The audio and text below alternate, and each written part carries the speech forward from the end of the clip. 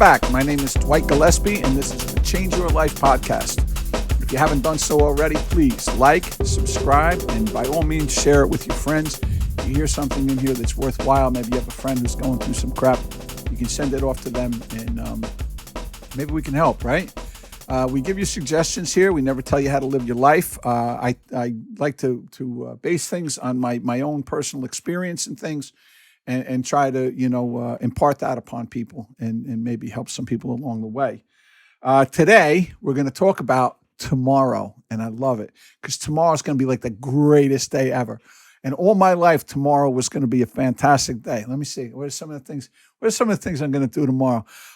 Throughout my life, we're going to quit smoking, quit doing drugs, go back to school, get a better job. Let's see. Go on. That diet. Oh, that great diet. Going to start exercising. Tomorrow is going to be such a kick-ass day. It's not even funny. There's only one problem with tomorrow, and that is it never gets here. No matter what day you're in, there's always tomorrow. And tomorrow, anything can happen, It's like when you're sitting down during the day, right? And you start getting lost in these, and don't let it bother you today, especially if you're watching mine. Worry about this tomorrow. Anyway, is when you get lost in those YouTube videos and you go down that YouTube, rabbit hole, or you go down that Spotify rabbit hole. It's just one after another. And you're like, I'm just going to watch one more. And then I'm going to go ahead and I'm going to, build that birdhouse I always wanted to build, or whatever it is you're going to do, but there's always tomorrow, and that's what I want to talk about is like intentions and how meaningless intentions are. I intend to do all these things. And for many, many years, I intended on getting a better job. I had a good job. I was a union guy in Brooklyn, New York. I worked for the phone company. I was an installer and repair technician for years. I worked for the Verizon Corporation for almost 25 years. And I retired from there eventually. And I got to tell you, it was a good job, and I feel lucky to have it. I always say, like I hit the middle class lotto with that job. But I hated it. Like I dreaded it. I dreaded climbing telephone poles. I dreaded talking to customers.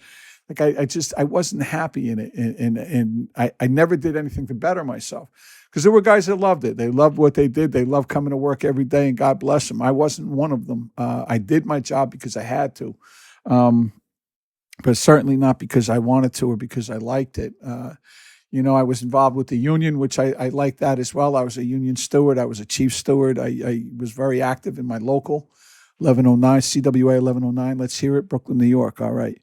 And, but my intentions were always to do something better.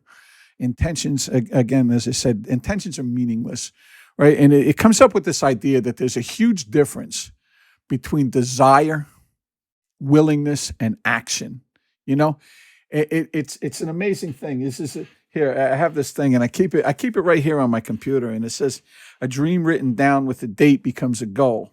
A goal broken down into steps becomes a plan, and a plan backed by action makes your dreams come true. And I think that was Earl Nightingale that I got that from. I'm not sure.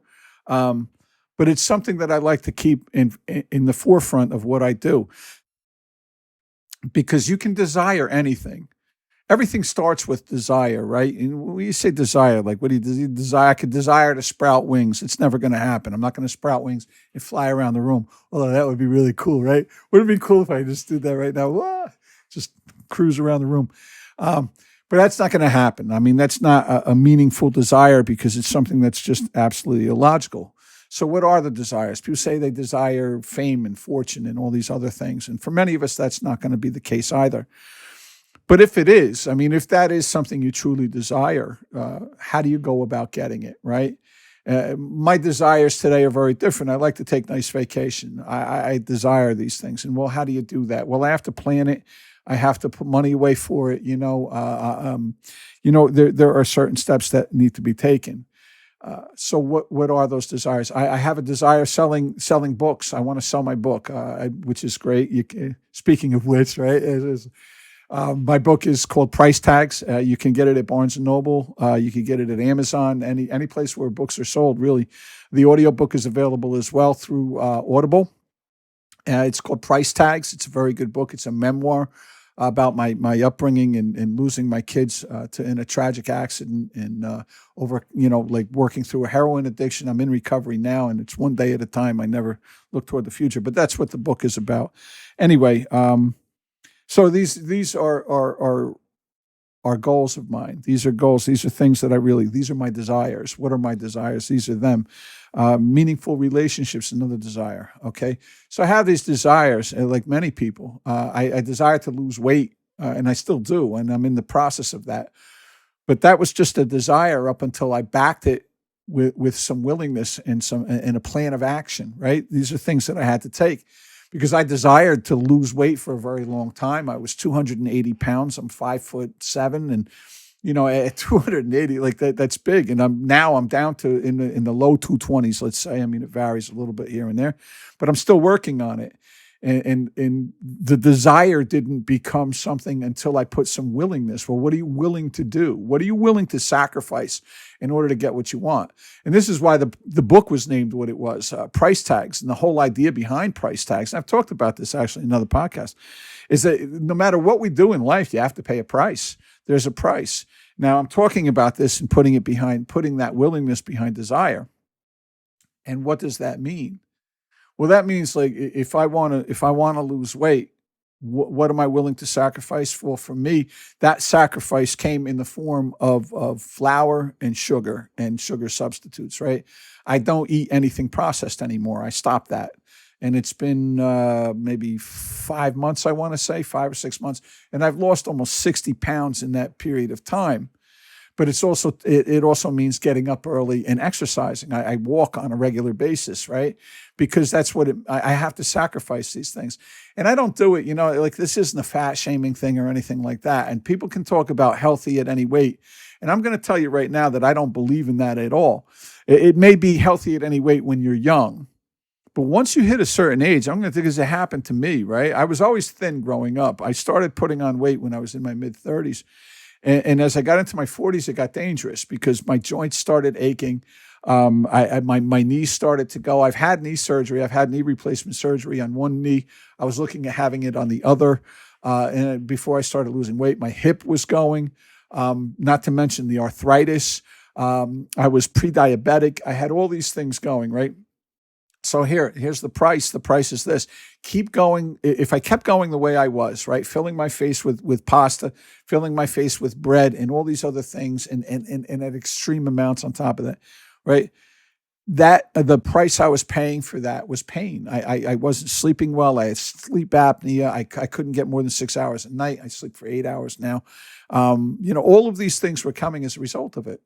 So I was paying that price, and the price that I pay now is I get up early, I exercise, I get my day going, and then, I go online, I start doing my social media stuff, which, it's a price that I have to pay because I hate it. I hate doing, like, this stuff I love. I love doing podcasts. I love writing. Like, I write a blog. I enjoy that. I hate the media side of it and trying to get people to watch and all that shit. Anyway. But I do it because it's part of the willingness. Like, what am I willing to do? Okay. Because there's a difference between the desire. My desire is to have 1 million subscribers on my YouTube channel and my Spotify, right? My desire is to sell 1 million books. But what am I willing to do? Where is the willingness? Well, I have to be willing to do all this other stuff on the side that professionals are telling me, well, this is the way you do it. This is the way you get people to watch. This is what you got to do. And then the action is the plan of action. The willingness is, this is what I'm willing to do, and this is me doing it, So those are the three things: the desire, the willingness, the action. And all of those things have to work hand in hand, I remember somebody putting it, and that was Earl Nightingale, that talks about the two ships leaving, leaving a harbor, and they're both good ships, but one has a crew and maps and it has a destination in mind, and it knows what it's doing, and the other one is just leaving, and there's just one guy on board, like whistling to himself, not knowing where the hell he's going or anything like that. And now, which one do you think is going to make it there safely? It's the one with the plan. It's the one that's putting the plans into action. And that's the one that's going to get somewhere, I lived my life like that. I came into the recovery process. Many of you know that I've been clean for today is the 25th, right? March 25th. So it's 9 years, 7 months, and 15 days as of today that I haven't used any mood or mind altering substances, right? I've been clean for that amount of time.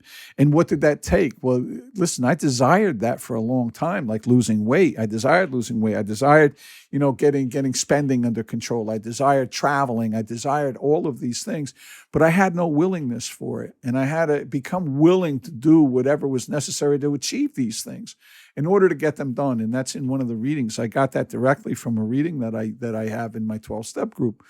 We become willing to do whatever is necessary to do X, even the things that I don't like doing. And like for me, that's when it comes to selling books and getting people to watch, that's that social media crap, because I'm not a fan of all this stuff. Like I said, I like doing the podcast and stuff, but I hate the Facebook stuff, and you got to do it. The website and all this. I don't like it.